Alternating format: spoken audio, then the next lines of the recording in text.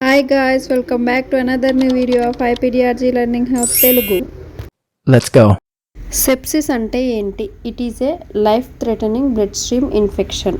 అంటే ఇప్పుడు మన బాడీలో ఏదైనా ఇన్ఫెక్షన్ జరిగింది, అప్పుడు ఇమ్యూన్ సిస్టమ్ అనేది రెస్పాండ్ అవుతుంది. కానీ సెప్సిస్ ఉన్నప్పుడు ఇది రెస్పాండ్ అవ్వలేదు. ఎందుకంటే మీకు అర్థం అవడం కోసం ఈజీగా చెప్తాను. లైక్ ఏదైనా న్యూమోనియా లేదా యూరినరీ ట్రాక్ట్ ఇన్ఫెక్షన్ ఏదైనా వచ్చింది బాడీలో అంటే బ్యాక్టీరియల్ గ్రోత్ అనేది జరుగుతుంది.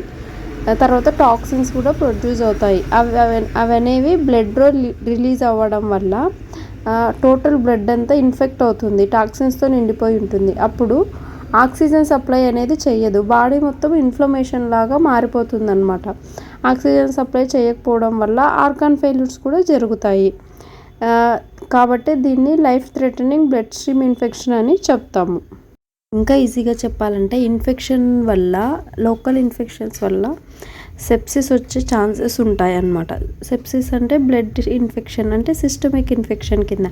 సెప్సిస్ వచ్చిందంటే ఆర్గాన్ ఫెయిల్యూర్ వచ్చే ఛాన్సెస్ ఉంటాయి, షాక్, డెత్ కూడా రావచ్చు. అలాగా సివియర్ సెప్సిస్ అంటే ఏంటి? సెప్సిస్తో పాటు ఆర్గాన్ ఫెయిల్యూర్ ఏదైనా జరిగింది అంటే సివియర్ సెప్సిస్ అంటాము.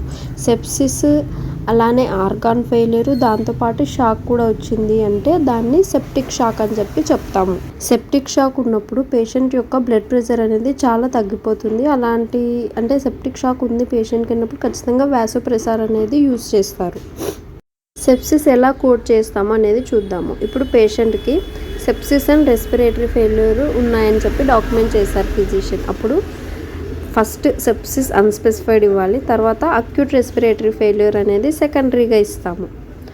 ఇప్పుడు అలాగే physician sepsis in settings of respiratory failure అని డాక్యుమెంట్ చేశారు, లేదా acute respiratory failure secondary to sepsis అని చెప్పారనుకోండి, అప్పుడు 3 కోడ్స్ వస్తాయి.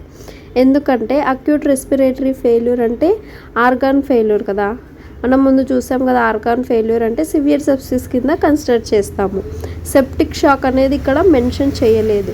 అప్పుడు ఫస్ట్ కోడ్ సెప్సిస్ అన్స్పెసిఫైడ్, తర్వాత సెకండ్ కోడ్ వచ్చేసి severe sepsis without septic shock, third code వచ్చేసి అక్యూట్ రెస్పిరేటరీ ఫెయిల్యూర్. ఇలా 3 కోడ్స్ అనేవి ఇస్తాము.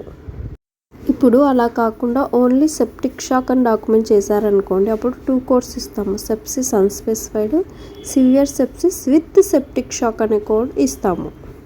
నెక్స్ట్ ఒక్కొక్కసారి ఆర్గాన్ ఫెయిల్యూర్ అనేది సెప్సిస్కి కాకుండా వేరే అదర్ కండిషన్స్కి రిలేట్ చేస్తారు. అలాంటప్పుడు మనము సివియర్ సెప్సిస్ తీసుకోవచ్చా లేదా అంటే తీసుకోకూడదు. ఇప్పుడు సెప్సిస్ ఉంది, acute kidney failure due to dehydration అన్నారు. Due to sepsis or secondary to sepsis అని చెప్పినప్పుడు మనము సివియర్ సెప్సిస్ కోడ్ సెకండరీగా ఇస్తాము. కానీ ఇక్కడ kidney failure due to dehydration అంటున్నారు.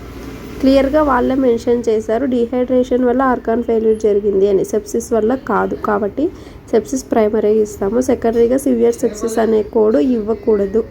ఏకై డీహైడ్రేషన్ ఇచ్చేస్తాము, అంతే. మీకు ఏ టాపిక్ మీద వీడియోస్ కావాలో కామెంట్ సెక్షన్లో కామెంట్ చేయండి. అలాగే మరిన్ని వీడియోస్ కోసం ఐపీడీఆర్జీ లెర్నింగ్ హబ్ తెలుగు ఛానల్ని సబ్స్క్రైబ్ చేసుకోండి. మీకు ఈ వీడియో నచ్చినట్టయితే లైక్ చేసి మీ ఫ్రెండ్స్కి షేర్ చేయండి. Thanks for watching.